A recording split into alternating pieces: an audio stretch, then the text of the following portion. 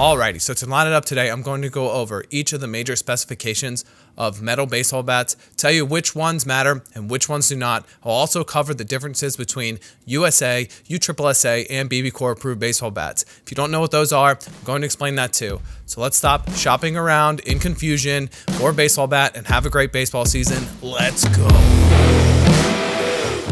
What's up? My name is Mark and this is TrainAllSports. I hope you're having a great day. This channel goes over the little things that make a big difference in your overall physical abilities, and one of those is selecting the right baseball bat. I'll start with material. There are two main types of material to choose from when selecting a baseball bat. One is alloy, the other is composite. Alloy bats are typically easier to manufacture and thus are cheaper than composite bats. Alloy bats have that signature ping sound and composite bats have that more deeper clunking sound. Alloy, composite.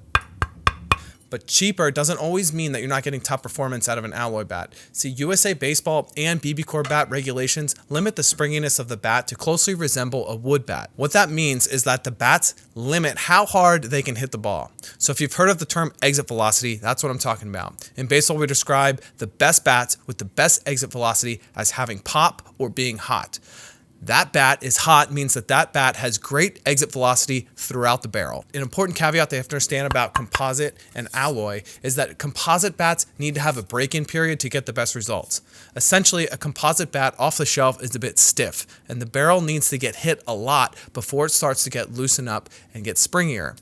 Each bat has a break-in procedure to follow. Now, alloy bats are hot right out of the box and they do not need a break-in period. And that's important to understand because if you buy a composite bat, you're going to have to take a lot of swings before you use it in a game. So now, if you are USA, Baseball, or BBCOR League, the raw exit velocity between the materials doesn't really matter because USA Baseball and BBCOR both limit that amount of exit velocity.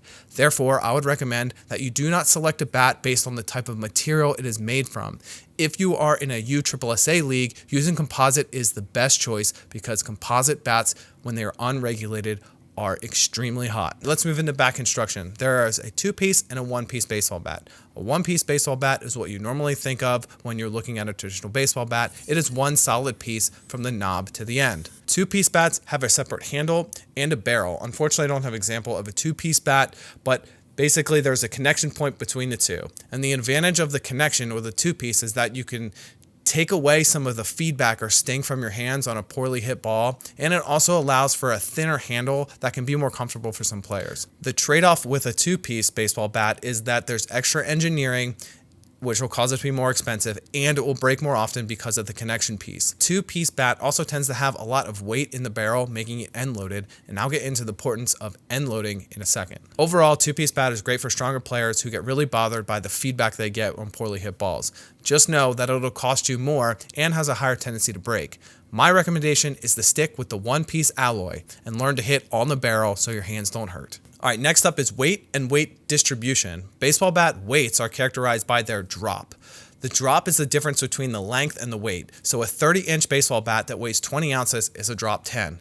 The higher the drop, the lighter the bat. Now, when selecting a bat, big drop weights are great for players who aren't as strong as other counterparts and you want to boost their contact rates. The lighter bat is easier to control and can get to the ball. The sacrifice is that there is less mass moving towards the ball and you will typically see a drop in exit velocity or they won't hit the ball as hard as often. Now, that's perfectly okay if you're not a power hitter and you want to increase the contact rates. But the basic rule of thumb when selecting the best drop for a power hitter is to select the heaviest bat that you can get around on with the fastest pitching.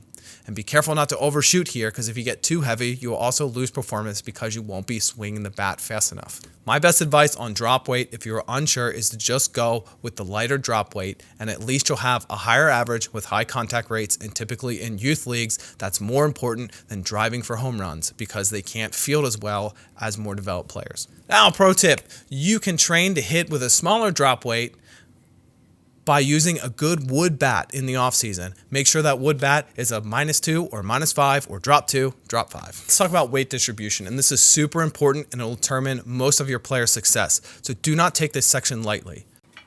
All right, just because a baseball bat has the same length and weight of another bat does not mean they were equal in terms of swing difficulty. The balance point of the bat will determine how easy it is to swing.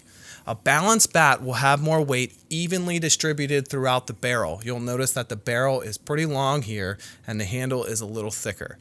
An end-loaded bat will take more of the weight towards the end of the bat, which makes it more difficult to swing even though it would be the same length and the same weight. You can see here that this has a really thin handle and then it starts to expand, and the sweet spot is more towards the end here, as this one has a longer barrel, has a thicker handle, and it tapers a little less aggressively. Balanced bats increase contact rates but do not create as much loft on the ball. Balanced bats, you'll see more balls knuckle off the barrel with high exit speeds, but the end-loaded bats, you'll see more backspin.